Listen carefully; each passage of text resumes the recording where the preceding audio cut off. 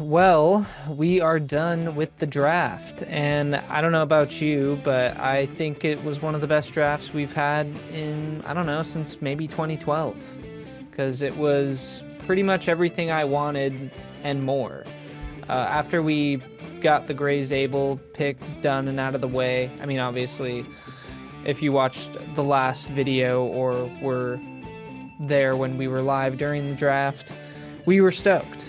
And I was even more happy. I think my favorite pick was the next pick we made, which when we traded up for Nick Emanwari, uh, that was just awesome. Yeah, I mean, well, I'll kind of, I guess, just big picture. I agree. I think, like the 2022 draft was really good. The 23 draft was also fantastic, but I haven't been as excited coming out of a draft since probably 2012. And I mean, that's a bold statement to make. That's a multiple Hall of Famer draft. So I'm not even necessarily saying that's happening. It's just kind of zooming out the needs we addressed, the potential impact of the future that we added to the team, and the depth is kind of just jarring. And it's not just my take. I mean, PFF gave us an A. Everyone is kind of singing the praises of this draft. A lot of the content creators for football on YouTube that I watch, like just the guy's name is Football Analysis, but Hmm. he thought we had the best draft in the league.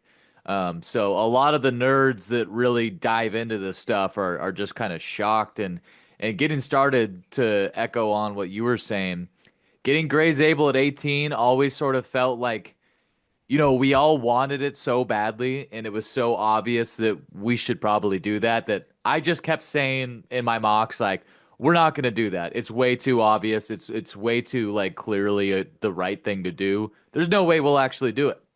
We did it. We got our guy. We got Gray Zabel. He's someone that I've had on my radar since the Senior Bowl because he absolutely just dominated every single defensive lineman that he was playing against. And these are top guys that all got drafted that he's trying to hold down the fort against, and he basically whooped their ass for the whole weekend. So not only that, but I mean, he immediately was like, "Oh, I think I got to dive into these Bud Lights or these Bush Lights." When they asked what he was going to do to celebrate, he's a farmer. He's got the mustache. 6'6", 320 pounds or whatever, just everything I think you want in a lineman. And from what I see, he seems like someone that just enjoys the brutality of football, the blocking, the dirty, gritty aspects and character traits that you need to be a successful guard. And this is the highest the Seahawks have drafted a guard since a certain Hall of Famer, Steve Hutchinson. So again, lofty comparison there, but it also remains a fact that is the case. So couldn't be happier. And I always thought that it was going to be one or the other with him and Nick Emanwari because those definitely seemed like top two guys on our radar. And to make a trade and not give up our second round pick to get Nick Emanwari is just phenomenal. This is a guy that I don't necessarily think is going to start right away. Maybe a rotational guy because he's a bit raw, but in terms of athlete at the safety position, and he might play slot corner too, but when it comes to relative athletic score, he literally has the number one relative athletic score of all time of every safety that's gone through this process. So it's not exaggeration to say he's the most athletic safety prospect that's ever gone to the combine. Um, and you pair him with Mike McDonald, who, is clearly just in one season as a coach shown his chops to get guys to play to their ability. Super exciting, but yeah, I know I just talked for a long time. So, what did you think of all that?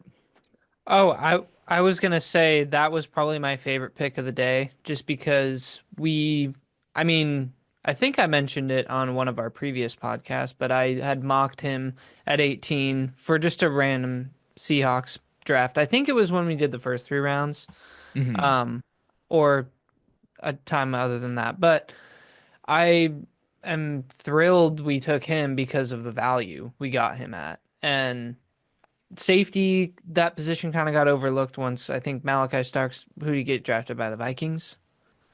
I think the Ravens took him actually in the Oh, that's 20s. right. So you were Yes. right. I mean, I feel like we weren't 100% on our mock this year, but I feel like the approach was at like 90% for at least the first round, you know? Like we nailed a lot of stuff and that was one you had the Ravens taking a safety there.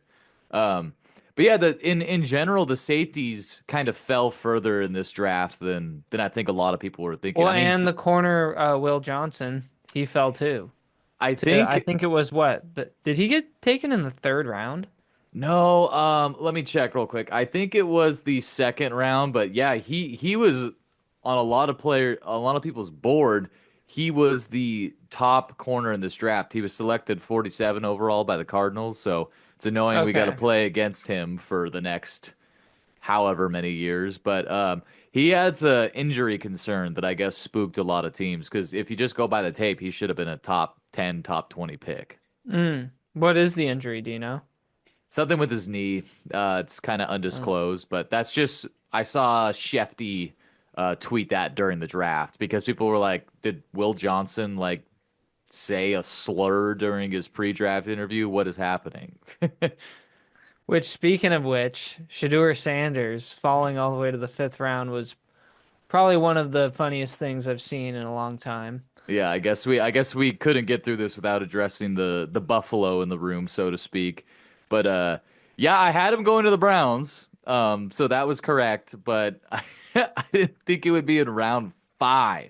This has got to be this has got to be well, I mean it's not even just my opinion. It is the biggest draft fall ever.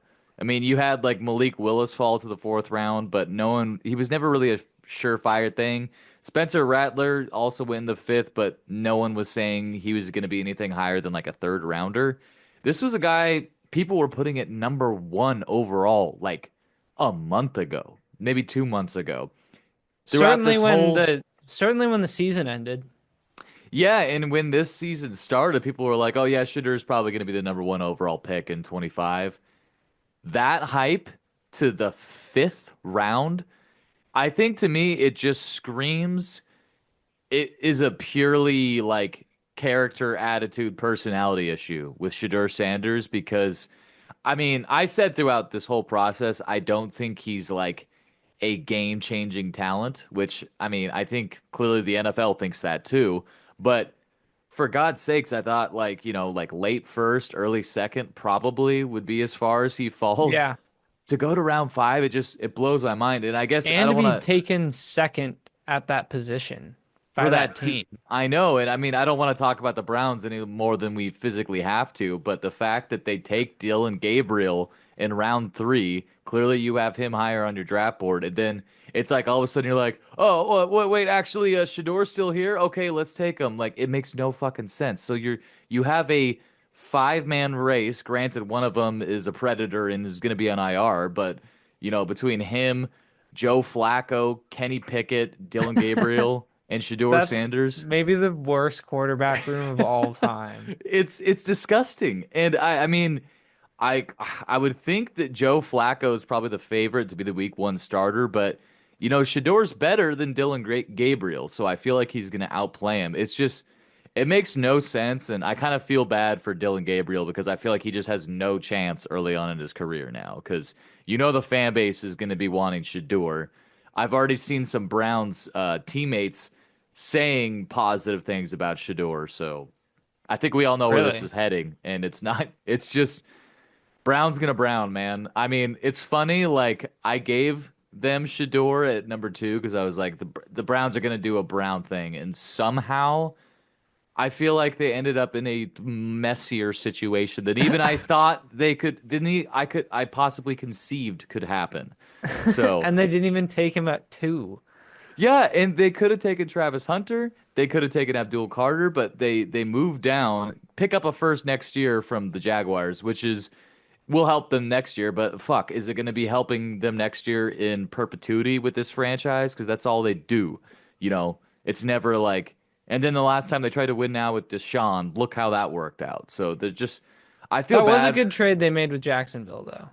It was, but you lost out on two of the like top talents. And if Jacksonville wins 7 games next year, which I don't think is unreasonable to think, they might end up with like the 14th pick. So I don't know. Will it be worth it? Time will tell. But it just Brown's gonna Brown, man. That's all I gotta say. But moving on to, or I guess, did you want to say anything else about Nick Manworthy or? Just that I'm excited and I love the Cam Chancellor comp, and I'm looking forward to seeing what he could do. I was always excited, and I think I mocked him going to the Ravens just because I felt like Yeah. he felt like a Ravens player to me. But lo and behold, Mike McDonald, ex Ravens D coordinator, takes him for our team, which is an even better scenario. Yeah, I mean, I'll have more on this point later, but I feel like you could really feel the Raven cloning desire for roster building in some of the decisions we made, with Nick Worry being our Kyle Hamilton and another guy possibly being a mobile quarterback comparison. Get to that later. Pick 50, Elijah Arroyo. I'll be 100% honest. I just didn't really scout this guy during the draft. He was not on my radar. But from what I've seen, uh, mock drafts kind of had him all over the place. Real quickly, while I'm at it, Gray Zabel was the number one interior O line player on the consensus big board, and Nick Manworthy was the number two consensus safety, but the 30th overall player. So to get two top two players at their position with, not a top 10 pick at all, pretty crazy. But Yeah. moving on to Elijah Arroyo out of Miami. He was the 58th consensus overall prospect, so we get him at 50. Pretty, that's kind of a push to me in terms of value.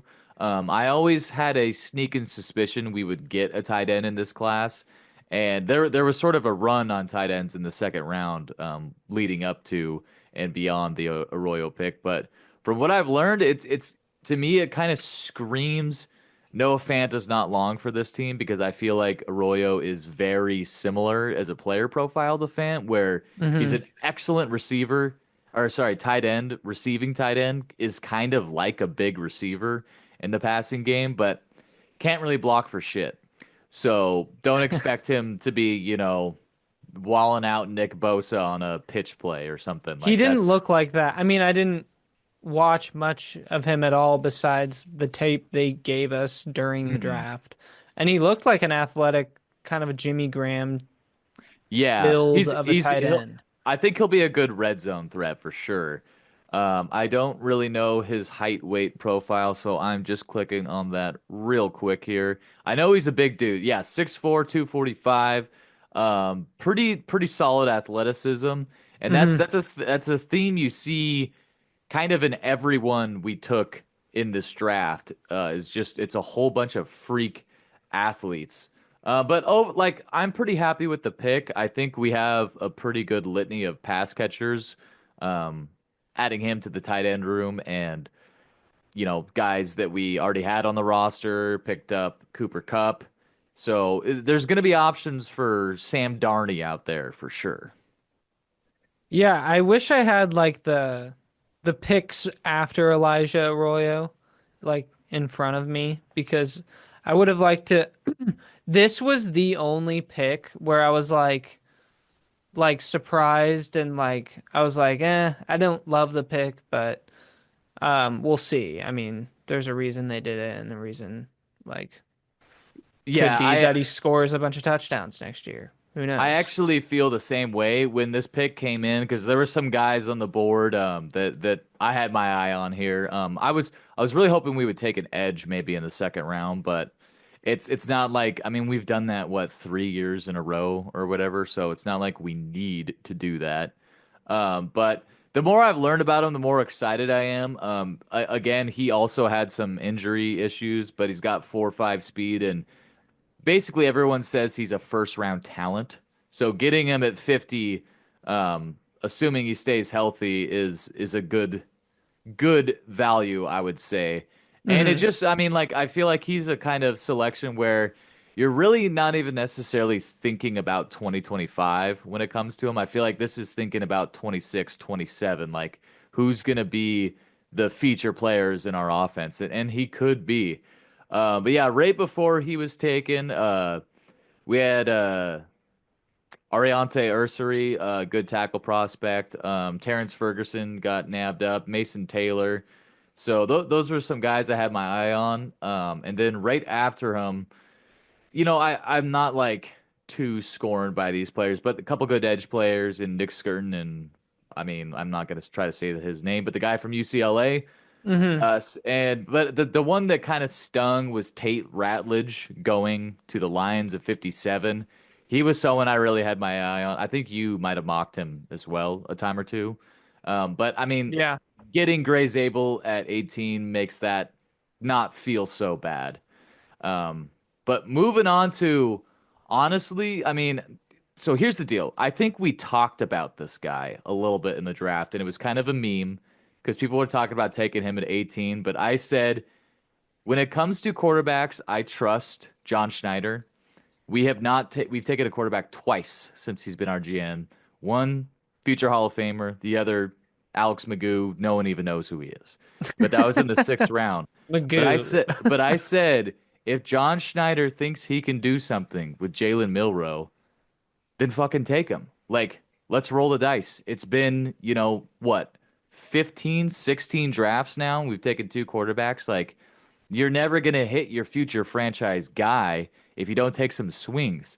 And they loaded up and swung everything they had at pick 92 with Jalen Milroe because this is the definition of a boomer bust prospect, in my opinion.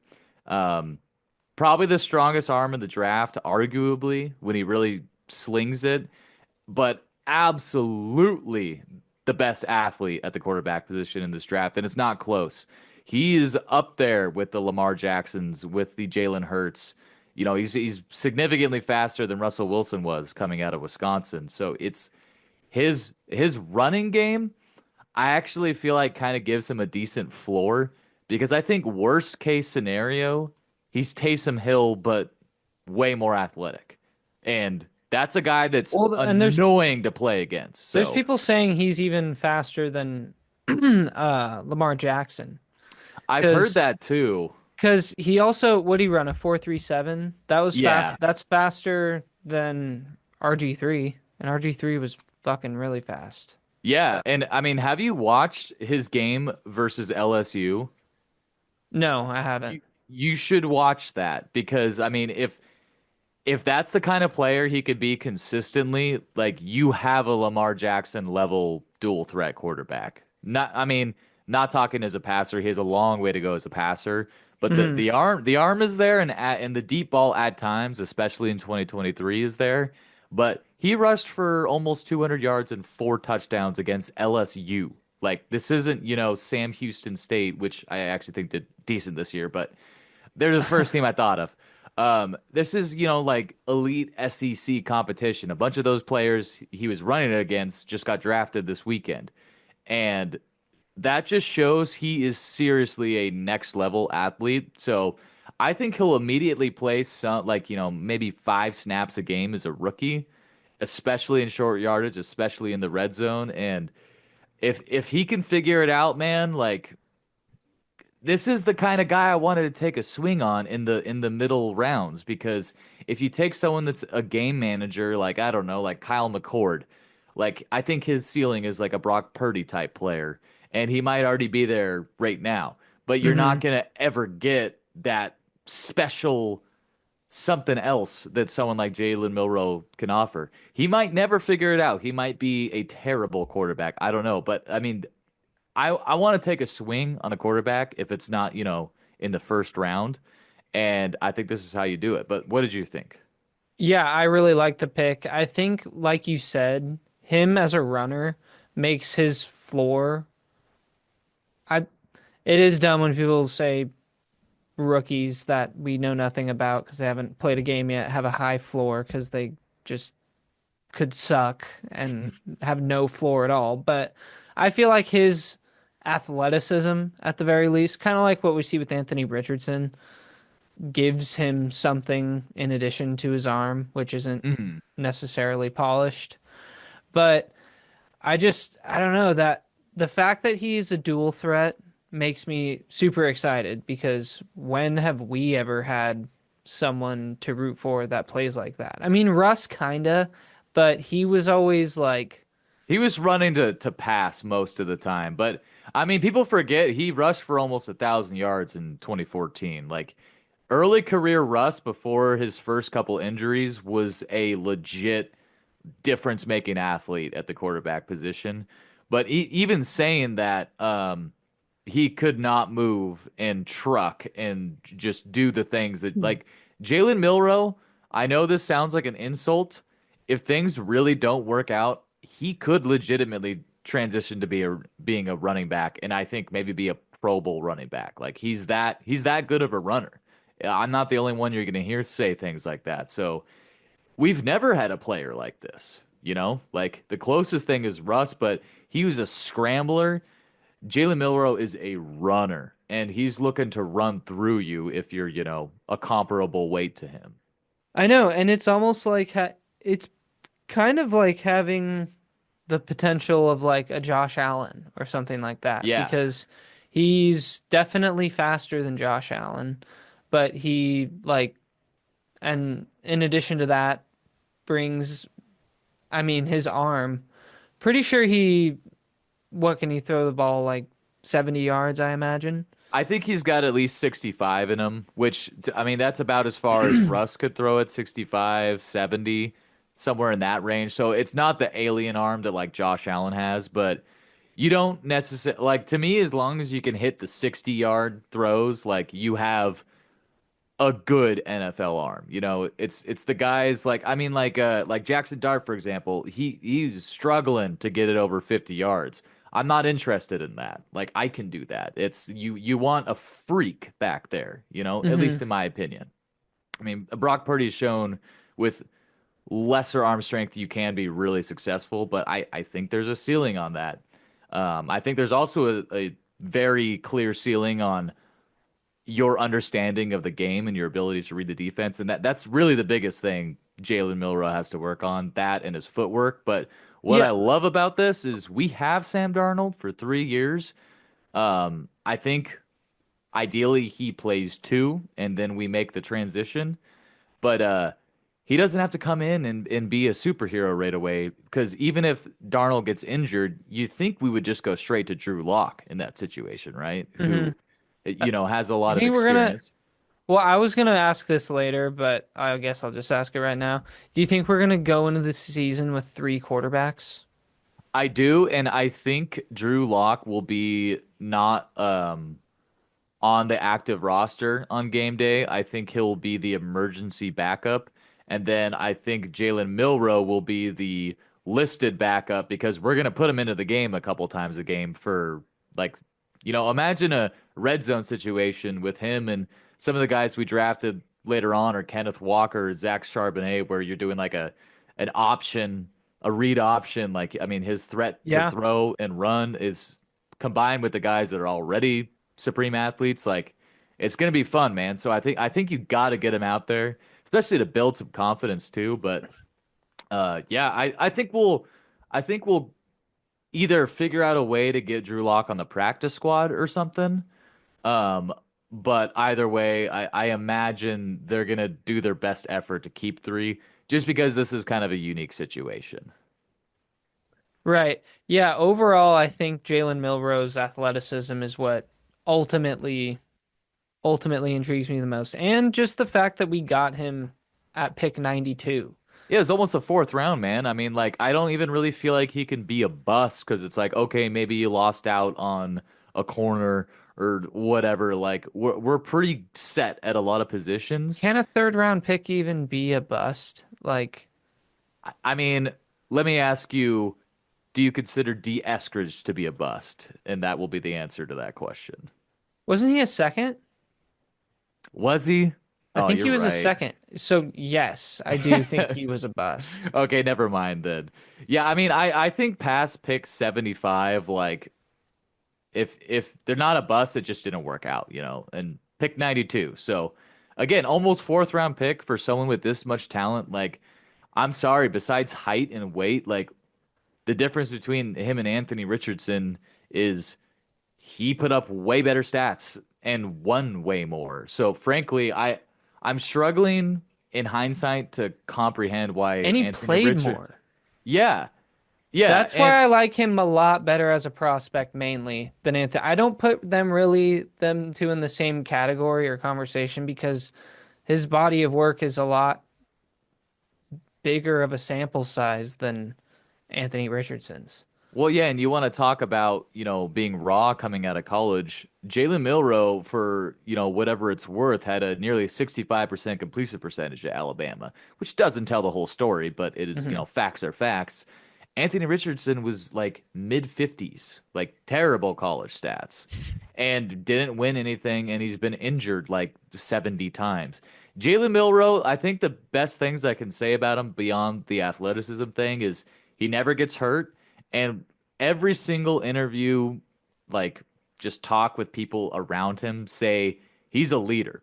And from what I've heard in conversations with him, he he has a very likable personality. I think actually Yeah, his Brock, belt to ass comment made me laugh. yeah, he's a different kind of leader than we've had at the quarterback position because Gino had his own way of doing things, and I think it did rub people the wrong way, being honest. And obviously, same situation for Russ. Although I think no one's gonna say Russ isn't a leader. I mean, the I'm thinking guy's about my just identity lately. yeah, cringe. But yeah, super excited about that. It's gonna be a fucking fun preseason with all these guys. Watching them, like watching Jalen Milroe play a Yeah, bunch against watching the him play preseason because he's going to be the main guy playing quarterback. That's going to be so exciting. yeah, I yeah, and mean, some of these guys honestly, he's who throwing knows? to.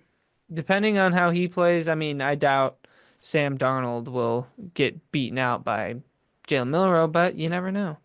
You never know. I mean, hey, with Russ, Matt Flynn, the the similarities are there. I don't think it's an identical situation. Russ was 24 years old, extremely polished. The only reason why he was available is because he was little.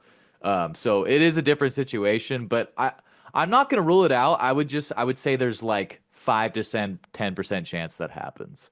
But hey, if he looks better than Sam Darnold, then I don't care that we paid him that money. Like it is Hmm. what it is. But moving on to Riley Mills, defensive end out of Notre Dame. Another guy, super athletic, 6'5", 296. Another relative athletic score in the nines, I believe. So, uber athlete. Hmm. He got injured this year. He tore his ACL in the college football playoff. If he didn't do that, he probably would have been a third round pick. He had 17 sacks in Oh my 61 God, I games. didn't realize it was him. That's Yeah, crazy because I yeah. remember when that happened and I was like, oh, dang, we're running out of time. Oh, we've got about 9.5 minutes left. Okay, well, I can wrap up before then. But anyways, That's yeah, crazy. so I didn't realize that was him because, yeah, I remember him going down and that being a huge problem for them. yeah, and it's like this guy, when healthy, he's going to be like a rotational guy, but he had some juice at Notre Dame, man, and we got him right about around the value that he was projected at.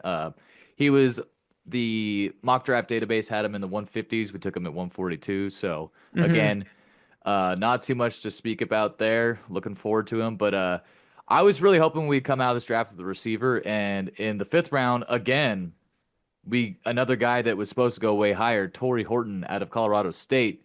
Uh 6'3", 196, ran a 4.41 40. He was projected to go a lot higher than this, and he didn't have an injury concern. But the mock draft database had him at 103 and as high as 95. So you're talking about someone that was, borderline top 100 talent in this draft. But as you've said for months, the meat of this draft was in rounds like 2 to 5. Hmm. That's because there's a lot of like good quality players there, and so he's just one of those guys that slipped through the cracks. But he's got the size and the speed to play outside for us. So I don't anticipate much out of him his rookie season. He'll probably take a backseat to MVS, but I mean, that guy's 30. you got to plan for the future, and he's another one of these guys that I see potentially being a factor down the line, which is crazy to say about a fifth round pick. Yeah, honestly, I didn't have Torrey Horton like on any draft board, not even like for fantasy. Yeah, me Um, either. so I was kind of like, oh, okay, like wasn't a name I recognized, but I was also of the people that was like, I'm fine if we don't even draft a receiver. So, Mm. but we got one, and I didn't realize he was that big, so that's pretty awesome. Um, God, the Riley Mills thing is a surprise to me though. That's pretty sweet. That Yeah, I guess Aiden Dirty, our defensive coordinator, John Schneider made a joke that he was gonna resign if we didn't take him. So that shows what that guy thinks of him. I won't spend too much time on this one, but we got a big 6'4", 270-pound fullback and Robbie Oots, or however you say his name. Love it. Apparently ran a 4'9" at that size. So Jesus, yeah, imagine getting hit by that. It's that would hurt. that's gonna be terrible, and I hope he makes the team. That'll be fun. The next Uh, guy after him probably has my favorite name of all of our draft picks. it's a good one. Bryce Cable do guard out of Kansas. When's my Uh, cable due? I'm gonna say sixth that like round 2 apparently. million times during the season next year. Yeah, I mean, again, really elite athlete. So I like him coming into that interior O line room, pushing Christian Haynes, Sato Lomea, and Anthony Bradford. Again, he was valued right around where he took him. So I don't anticipate him playing much at all this season, but I we needed more linemen, and we took another one there. Round Yeah. seven pick. Oh, sorry. Go ahead. Oh, I was just gonna say the next pick was surprising to me, but the more I thought about it, the happier I am about it. But before I guess dive into that, I just wanted to say I really like the guard pick aside from his name. I kind of wanted us to take like I'll be honest, like I kind of wanted us to do like another interior pick where we took Elijah Arroyo, but it is what it is. Um, but I am happy that we added two more, Bryce Cable do, and then the Richmond Mason in the Richmond. Yeah, yeah in the I don't know seventh. anything about Mason Richmond, but I mean, more depth at the offensive line is a good thing. Yeah, But at pick 223, Damian Martinez, I had no idea he was still available because a lot of people thought he was going to be a third round pick. Mock draft yeah. database has him as the 100th best player. A lot of the So running backs slid. yeah, It which was is weird weird. because this is a very good running back class. Like better than we've had as far as like depth and quality of players deep into it than we've had in Hmm. years. So, I mean, this guy's going to be competing with Kenny McIntosh for that RB3 slot, but the analysis I heard about him is he's not a situational like third down run back. Like he is an every down back. So to get him almost at the end of the seventh round is pretty damn awesome. And I again, another guy that's gonna make the preseason fun to watch. I hate to say it, but he could be a potential replacement for Kenneth Walker. He could be, and I mean, like that means we don't have to give Kenneth Walker a big contract. You can let him go to another team, which I want to happen because that'll help me out in fantasy. Being honest, but I love Kenneth Walker. But Damian Martinez, he's got a little beast mode in him. If you've watched his highlights, and he was a big part of the run at Miami with Cam Ward, number 1 overall pick. Ryan, I just realized this. We didn't talk about this at all. Like even during the draft, I don't think was the Sam Howell trade. Oh yeah, yeah. I guess we did not talk about Sammy, our boy. Uh, you know, he didn't work out the way we had hoped, but as far as the trade goes, the fact that we got anything for him because he was probably going to get cut, I see as a win. Hmm. Uh, I feel like I'm so shell shocked after his performance against the Packers. Like I don't really know what to say about him as a player right now, but I'll be rooting for him to turn his career around in Minnesota. He's still a young player. He's like 24. So, Yeah. Godspeed, Sammy. Yeah, I mean, I kind of feel the same way. Like we got to see 2 quarters of him play or whatever it was against the Packers on Sunday night. That one game, and it did not look good. No, it did not. But from a fantasy perspective, I'm happy he goes to Minnesota because if JJ McCarthy doesn't work out like I have a hunch will happen, then in comes my boy Sammy to save the day. Yeah, well, we'll see about that. But I mean, good for you, I guess, from that very specific angle. Last pick of the draft that I'll talk about, Ricky White, the third out of University of Las Vegas. I was sort of surprised we took two receivers, but apparently he ran a 4.44 at his pro day and was like he's like every record holder at University of Las Vegas, and everyone that's a fan of that college just screams his praises. So I mean, he's gonna have a tough time making this roster, but he's got special teams ability, he's got speed, he's slight, but he's like 6'1", so he's not, a shrimp. Hmm. Yeah, it's another guy that I think is going to make for a really fun preseason, and we'll see. Receiver is always the heartbreak position when it comes to the Seahawks, where they have to cut guys at the end that you like. Like So Case and Williams and we'll see if he gets players the like Case and that. Williams award this year. Yeah. Yeah. Last thing I wanted to talk about real quick, because I think it's significant. So we have Oh, a we bunch got of 1 minute, 30 seconds. Okay, so we signed Jared Ivey as an undrafted rookie free agent. This guy was projected to go like top 120, and then the combine happened, and he had a horrible combine. But he produced Who is really, he? really. Old Miss pass rusher Jared Ivey played fantastic at Old Miss, so I like getting some depth into that edge room, and I think he's someone that might have a chance to sneak onto the roster or practice squad. Yeah, I saw we made a ton of undrafted free agent signings, but Yeah, I obviously didn't recognize any of the names. yeah, So. it's too much for the scope of this video, but yeah, I guess in summary, super stoked. Sucks we gotta wait months before we see any of these guys in action, but It'll be yeah, here before we know it. true. The It draft always came is. before we knew it, like really fast. Yeah, it'll be nice to. I'm excited for our fantasy draft. That'll be fun. Yeah. You got All right, any? well, we're Got probably anything running for out of time. for the audience who you're gonna take at 102? That is staying in house. It's a secret. All right. Well, thanks for stopping by, guys, and we'll catch you next week. Yep. Catch you on the next one. All right. See you, Ryan.